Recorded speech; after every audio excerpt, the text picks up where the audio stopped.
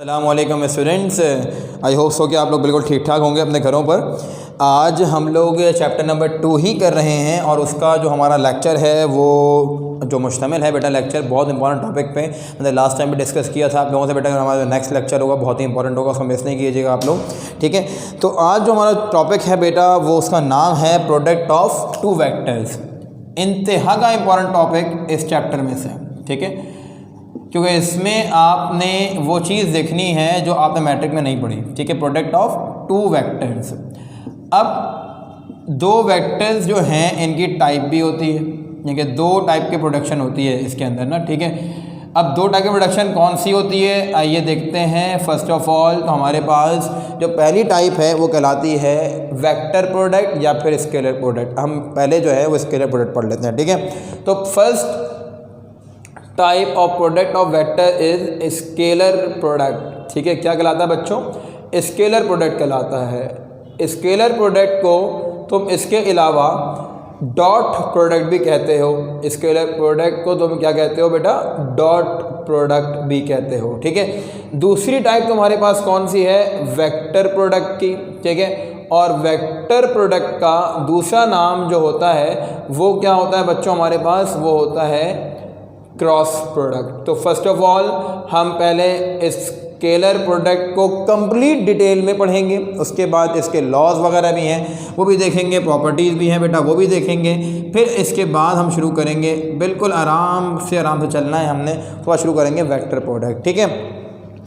तो लगाइए बेटा हेडिंग फटाफट से किस चीज़ की? स्केलर प्रोडक्ट की। हम डेफिनेशन देखते हैं पहले कि स्केलर प्रोडक्ट कहें या फिर हम कहें डॉट प्रोडक्ट, बात जो है बिल्कुल क्या होती है? सेम होती है, ठीक है। तो ये आ गया आपके पास स्केलर प्रोडक्ट की हेडिंग या फिर डॉट प्रोडक्ट की हेडिंग। अब स्केलर प्रोडक्ट कब बनता है? जब भी दो वेक्टर्स मल्टीप्लाई हों, जब भी दो वेक्टर्स क्या हों?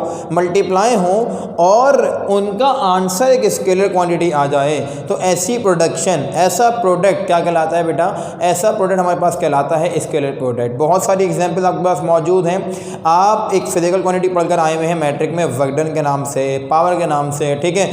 देखिए वर्क डन फोर्स और डिस्प्लेसमेंट के दो वेक्टर्स मल्टीप्लाई होने के बाद बनता है, ठीक है। तो जो वर्क डन है उसकी अपनी कोई डायरेक्शन नहीं होती। जब डायरेक्शन नहीं होती तो इसका मतलब क्या है? वो स्केलर क्वांटिटी है। लेकिन दो वेक्टर्स मल्टीप्लाई होने के बाद बना। फिर आप पढ़कर आए मैट्रिक में कि पावर क्या होती है? फोर्स और वेलोसिटी को मल्टीप्लाई करवा लें, फोर्स और वेलोसिटी को मल्टीप्लाई करवा लें तो जो आपके पास फिजिकल क्वांटिटी जनरेट होती है वो क्या होती है? पावर की कोई डायरेक्शन नहीं है। जब पावर की कोई डायरेक्शन नहीं है उसका मतलब कि वो क्या है? स्केलर क्वांटिटी है, ठीक है।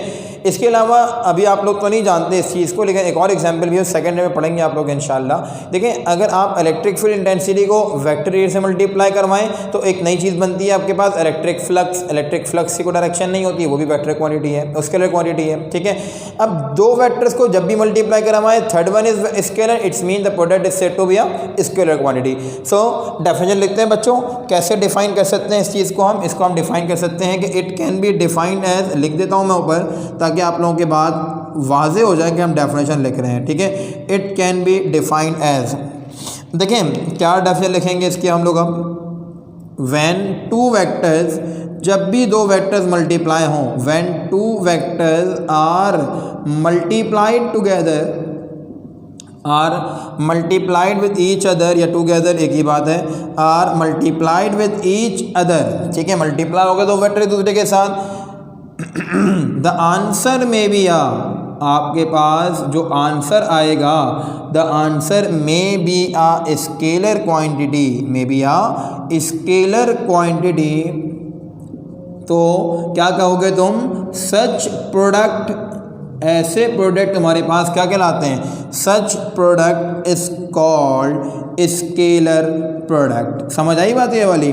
जब भी दो वेक्टर्स मल्टीप्लाई हों, आंसर क्या आ जाए? स्केलर क्वांटिटी आ जाए, that product is called scalar product, ठीक है। अब बच्चे सवाल पूछते हैं sir scalar product dot product क्यों कहलाता है? ये भी जवाब देना बहुत ज़रूरी है, तो आइए इसको भी देख लें कि क्यों कहलाता है।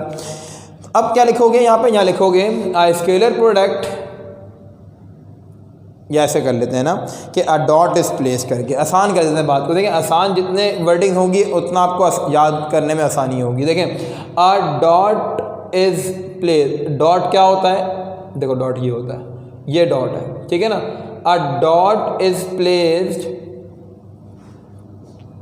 In between two vectors which are multiplied together, यही कहानी है, in between two vectors which are multiplied together, सही है ना। देखिए दो वेक्टर जो तुम्हारे पास मल्टीप्लाई हो रहे हैं, मल्टीप्लाइड टुगेदर, जो दो वेक्टर एक दूसरे से मल्टीप्लाई हो रहे हैं उनके दरमियान तुमने क्या लगा दिया, डॉट लगा दिया। दैट्स वाई तुम्हारे पास स्केलर प्रोडक्ट जो है वो डॉट प्रोडक्ट भी कहलाता है।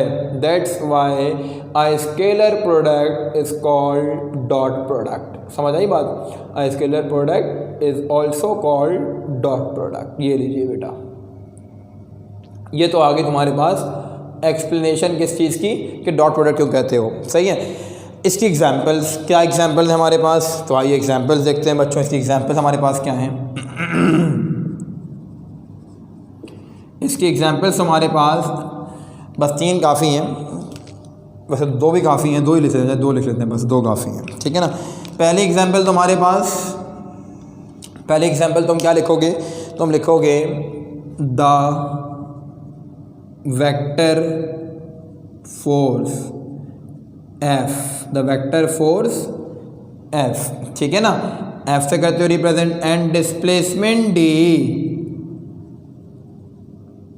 And displacement D, displacement D is work W। W तुम्हारे पास यानी कि वर्क जो है वो वेक्टर क्वांटिटी नहीं है, स्केलर क्वांटिटी है। तो तुम इस चीज़ को कैसे लिख सकते हो, लिख सकते हो ना भाई, W is equals to F dot D, पढ़ के भी आए हो मैट्रिक में, W is equals to F dot D. Matric में टीचर नहीं बताते कि डॉट क्यों लगाते हैं, क्योंकि उस लेवल की बात ही नहीं होती, मैट्रिक के लेवल की है, फर्स्ट ईयर लेवल की बात होती है। अब अगर मैं बात करूं दूसरे उसकी, तो दूसरे मैंने एग्जांपल तुम लोगों को दी मैट्रिक वाली, दोबारा से क्या कि द वेक्टर फोर्स F, ठीक है, कौन सा वेक्टर हो बेटा, फोर्स का वेक्टर हो, और करते हो रिप्रेजेंट किससे, F से, एंड वेलोसिटी V, और वेलोसिटी का वेक्टर हो, ठीक है भाई, तो क्या बनाएगा, इस power the force and F and V, तो क्या बनाएगा, पावर बना लेगा। पावर कर किससे करते हो रिप्रेजेंट, P से करते हो, ठीक है। तो इस चीज़ को तुम लिख सकते हो किस तरीके से भाई, P इज इक्वल्स टू, तुमने प्रूव भी किया था मैट्रिक में, सवाल भी आता है मैट्रिक में इस चीज़ का, F डॉट V, ठीक है। बस 2 एग्जांपल्स काफ़ी हैं, होती तो 3-4 हैं, बस 2 काफ़ी हैं तुम लोगों के लिए, ठीक है। तो ये तो तुम्हारे पास क्या बन गया, स्केलर की डेफिनेशन हो गई, उसके क्यों कहते हैं स्केलर को डॉट प्रोडक्ट, उसकी एग्जांपल्स आ गई, ठीक है भाई। अच्छा जनाब, उसके बाद इसकी थोड़ी सी एक्सप्लेनेशन को हम वहीं लिख लेते हैं, इसको इरेज करके। आप लोग ज़रा इसका स्क्रीनशॉट लें 2 मिनट के अंदर, फिर हम इसका जो है एक्सप्लेनेशन की तरफ चलते हैं बच्चों। अब देखिए एक्सप्लेनेशन को हम कैसे डिफ़ाइन कर सकते हैं, एक्सप्लेनेशन जो है वो कैसे की जा सकती है इस चीज़ की। एक्सप्लेनेशन की जगह तो वैसे है नहीं आगे, लेकिन हम वो ज़्यादा अच्छा रहेगा उसको इरेज करते हैं, ठीक है, तो इरेज ही कर लेते हैं। देखिए एक्सप्लेनेशन की हेडिंग डालेंगे आप लोग, उसके बाद फिर क्या होगा, एक्सप्लेनेशन की हेडिंग डालने के बाद मैं इसलिए इसको इरेज नहीं कर रहा ताकि एक पूरा टॉपिक जो है एक बोर्ड पे आ जाए। एक्सप्लेनेशन अगर बोर्ड करने की रब करने की ज़रूरत पड़े तो कर लेंगे, रब को ऐसे मसले की बात नहीं है।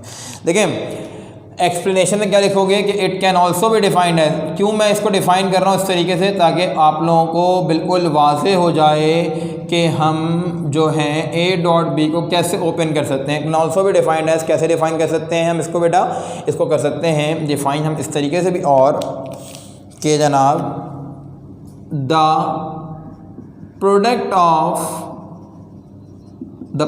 ऑफ मैग्नीट्यूड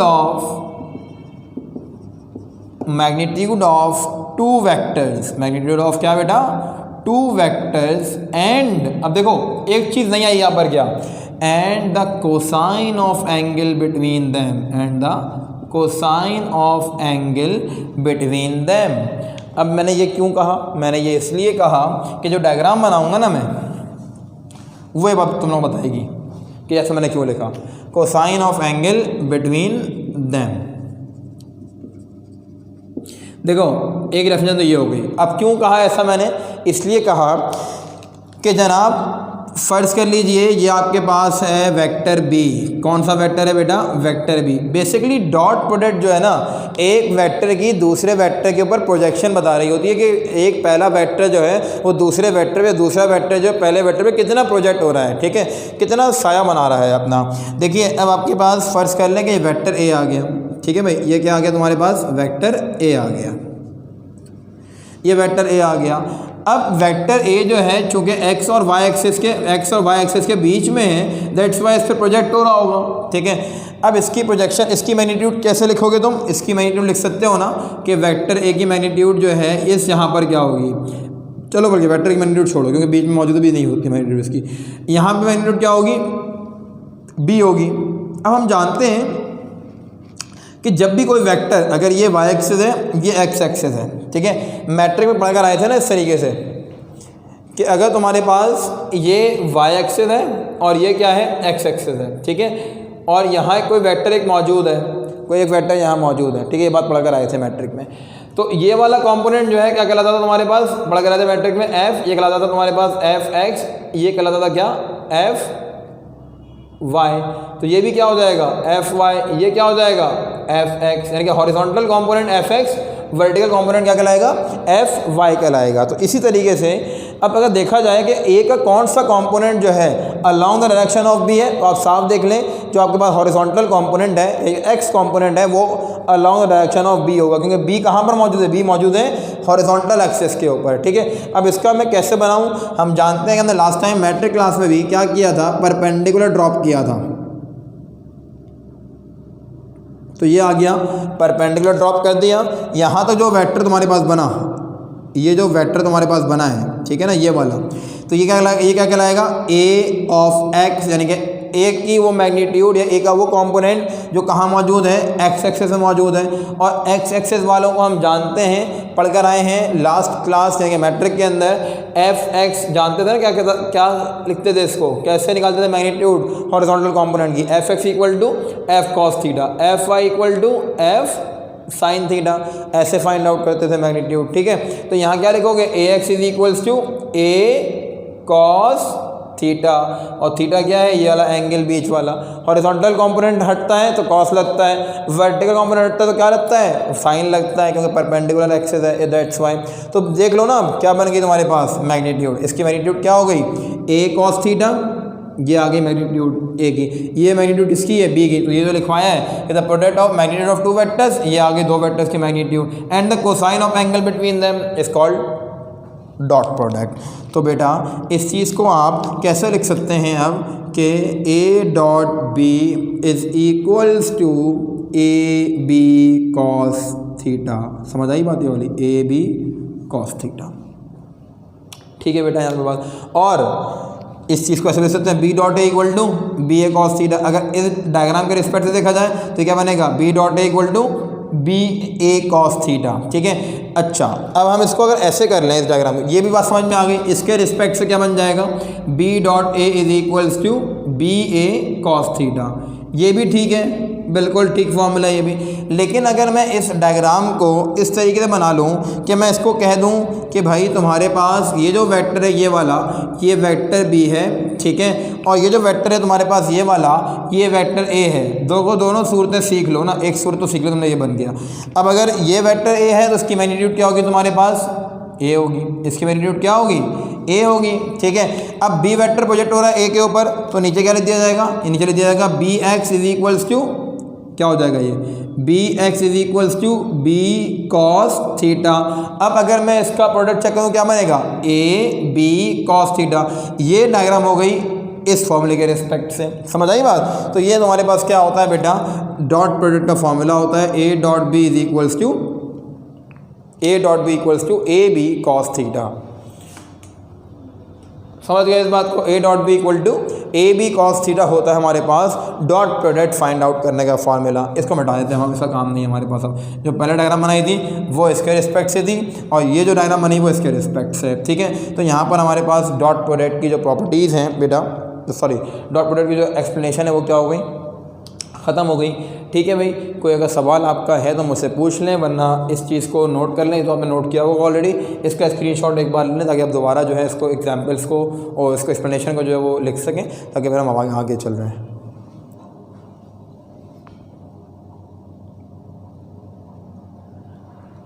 अच्छा बच्चों, इसके बाद हम प्रॉपर्टीज़ डिस्कस करने लगे हैं। प्रॉपर्टीज़ एमसीक्यूज़ के रिस्पेक्ट से बड़ी इंपॉर्टेंट होती हैं। ठीक है, कि डॉट प्रोडक्ट की प्रॉपर्टीज़ क्या हैं। याद रखिएगा, पेपर में डायरेक्टली नहीं पूछी जाती कि बेटा प्रॉपर्टीज़ लिखो, वेक्टर प्रोडक्ट, ऐसा कभी भी होगा, एमसीक्यू से पूछी जाएंगी आपसे। ठीक है, तो प्रॉपर्टीज़ ऑफ, नेक्स्ट टॉपिक क्या हमारा, प्रॉपर्टीज़ ऑफ स्केलर प्रोडक्ट। अपनी कॉपी में हेडिंग डाल लेगा आप लोग प्रॉपर्टीज़ की, और कैरेक्टरिस्टिक्स भी कहते हैं बहुत से लोग इसको। Properties of scalar product, 6-7 properties हैं, ज़रा देख लेते हैं बारी बारी करके।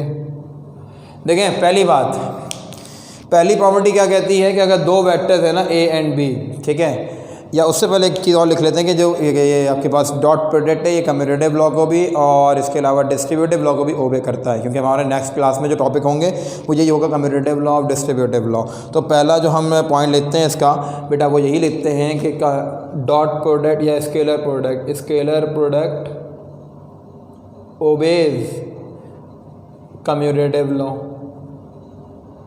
कम्यूटेटिव लॉ को क्या करती है, डॉट प्रोडक्ट ओबे करती है। ठीक है, अब कम्यूटेटिव लॉ क्या होता है, दो वेक्टर्स को मल्टीप्लाई करवाइए, यानी कि A dot B is equals to B dot A. ठीक है, ये आपके पास दोनों का आंसर कैसा आएगा, सेम आएगा। ठीक है, अच्छा जनाब, उसके बाद जो दूसरी प्रॉपर्टी हमारे पास है, वो दूसरी प्रॉपर्टी क्या है कि डिस्ट्रीब्यूटिव लॉ को भी ओबे करती है स्केलर प्रोडक्ट। तो हम ये लिखेंगे कि scalar product obeys distributive law, scalar product obeys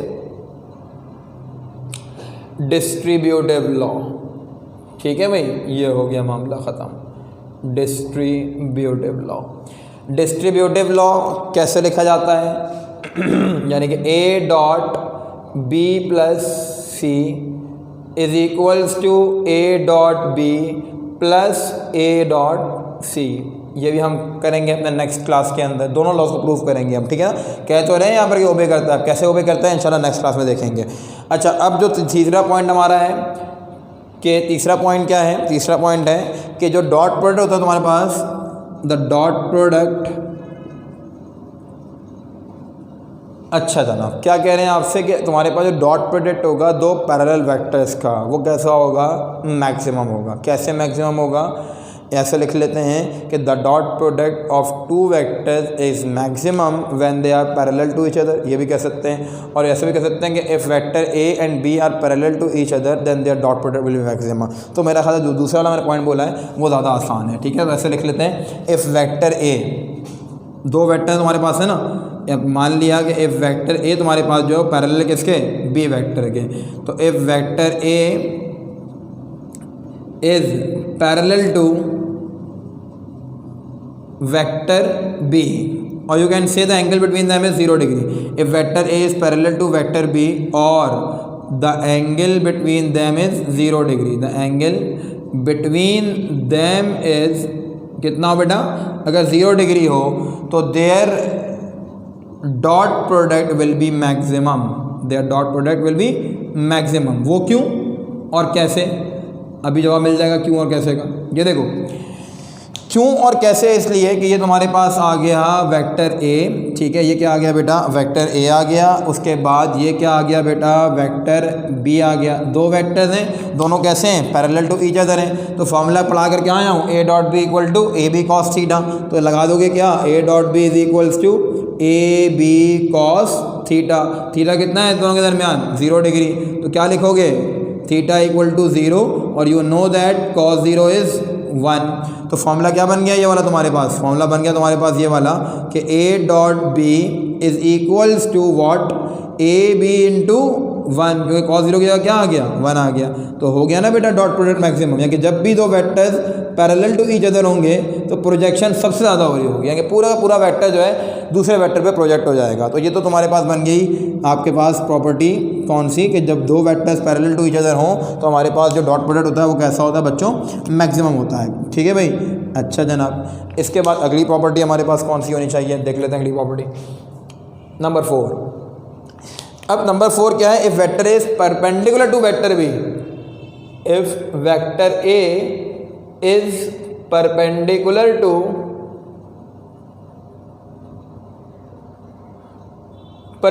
to vector B, और यू कैन से दैट, क्या कहते हो तुम इसके अलावा, और the angle between them is how much, perpendicular क्या होगा 90 डिग्री। तो फिर इसके फ़र्क क्या पड़ेगा, फ़र्क ये पड़ेगा कि इसका डॉट प्रोडक्ट बन जाएगा बेटा, वो क्या बन जाएगा minimum, their dot product will be minimum. ठीक है, वो कैसे, ज़रा ये देखो, ये तुम्हारे पास आ गया फॉर एग्जाम्पल एक वेक्टर ए, ठीक है भाई, और जो दूसरा वेक्टर है वो आ गया इसके परपेंडिकुलर यानी कि वेक्टर बी। एंगल दोनों के दरमियान क्या है 90 डिग्री है। तो फॉर्मूला तुम्हारे पास क्या होता है, A dot B is equals to A B cos theta, ये फॉर्मूला है। एंगल कितना है 90 डिग्री का, तो जब थीटा 90 डिग्री है, थीटा कितना है 90 डिग्री है, और कॉस 90 की वैल्यू क्या होती है 0 होती है। तो इसलिए फॉर्मूला क्या बन गया, A dot B is equals to A B into 0।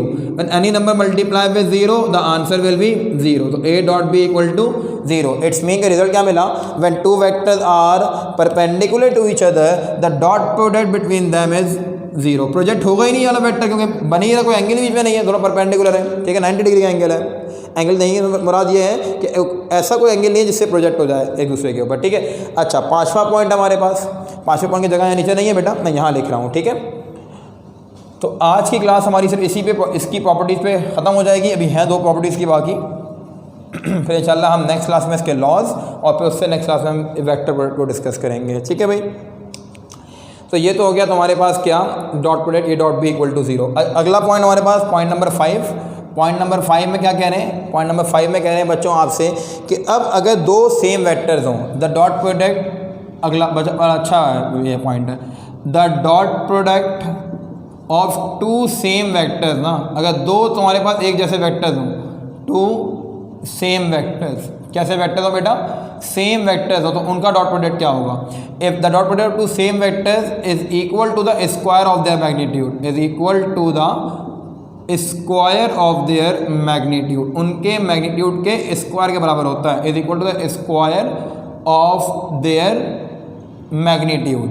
किस तरीके से, आओ दिखाओ।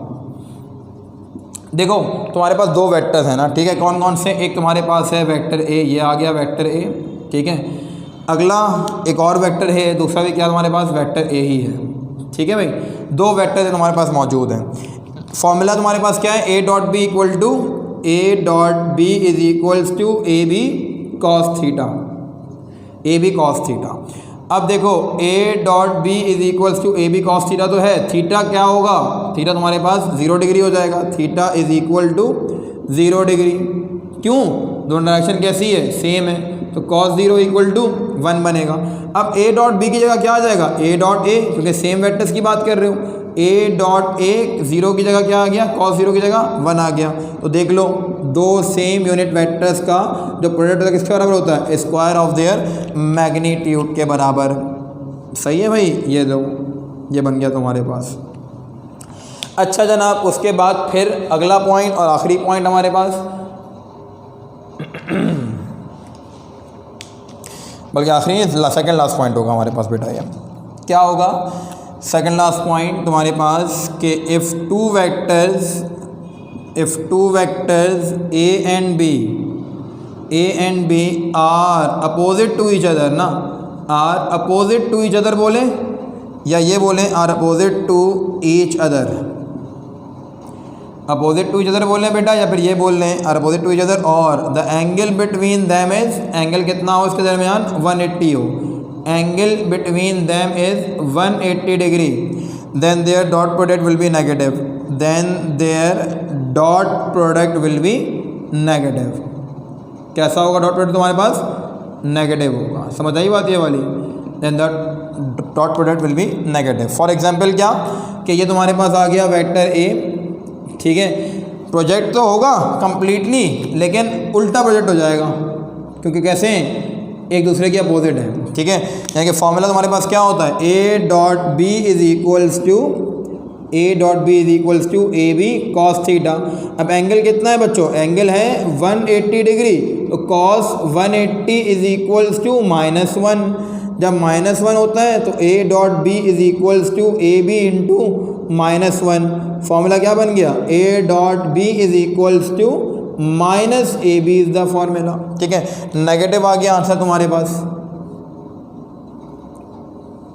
लास्ट प्रॉपर्टी, इसका स्क्रीनशॉट लीजिए बेटा 1 सेकंड के अंदर जल्दी से।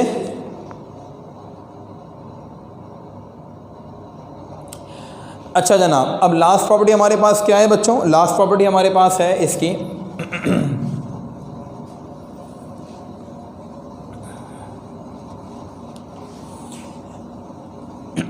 देखें लास्ट प्रॉपर्टी क्या कहती है कि अब ये रिलेटेड है यूनिट वेक्टर से। किससे रिलेट करती है? ये यूनिट वेक्टर से रिलेट करती है, ठीक है। वो क्या? For unit vectors. हेडिंग डाल देता हूँ मैं यहाँ पे, फॉर यूनिट वेक्टर्स, या ऐसे लिख लेते हैं for unit vectors, for unit vectors the dot product of two same unit vectors is 1, while दो सेम यूनिट वेक्टर होंगे तो उनका डॉट प्रोडक्ट 1 के बराबर होगा। while for different is 0। कैसे भाई? ये देखो, कहने का मकसद I dot I is equal to J dot J is equals to K dot K is equals to 1। सही है भाई? अच्छा, फॉर डिफरेंट की अगर बात करूं तो I dot J is equals to J dot K equals to K dot I is equals to 0। क्यों? तुम जानते हो कि आई जे के, मैं बना के दिखा भी देता हूँ। ये आ गया आई, ठीक है, ये आ गया तुम्हारे पास जे, और ये तुम्हारे पास क्या आ गया बच्चों? के। ये आ गया के तुम्हारे पास, ठीक है। अब देखो आई जे और के तीनों के दरमियान 90 डिग्री का एंगल है। ये ऐसे बाहर की तरफ है ऐसे, ठीक है, तो 90 डिग्री का एंगल तुम्हारे पास इसके दरमियान भी है, इसके दरमियान भी है, इसके दरमियान भी है। जब मैं इनको मल्टीप्लाई कर रहा हूँ आई डॉट जे को, मतलब आई जे कॉस थीटा, और कॉस थीटा मतलब कॉस 90, और कॉस 90 क्या होता है? 0। मतलब यहाँ सिलसिला होगा I dot J equal to cos I dot J cos 90। Cos 90 क्या होता है? 0। तो पूरा क्या हो जाएगा? 0 हो जाएगा। यहाँ भी परपेंडिकुलर, ये भी परपेंडिकुलर, तो 0 हो गया। आई डॉट आई सेम वेक्टर है, क्या होना चाहिए था? आई डॉट आई क्या बन जाएगा? आई स्क्वायर होना चाहिए था, आई स्क्वायर, लेकिन नहीं आई स्क्वायर। क्यों? क्योंकि यूनिट वेक्टर की मैग्नीट्यूड क्या होती है? 1 होती है, तो दैट्स वाई 1 का स्क्वायर क्या हो गया? 1 हो गया। तो यहाँ पर आई सेम यूनिट वेक्टर का आंसर 1 होता है, डिफरेंट में क्या होता है? 0 होता है। यहाँ पे प्रॉपर्टीज़ भी ख़त्म हुई और आपकी क्लास भी ख़त्म हुई। बेटा हमेशा की तरह यही कहूँगा कि जो बात समझ में नहीं आई हो मुझसे पूछ लीजिएगा। अपना ख्याल रखिएगा। अल्लाह हाफ़िज़।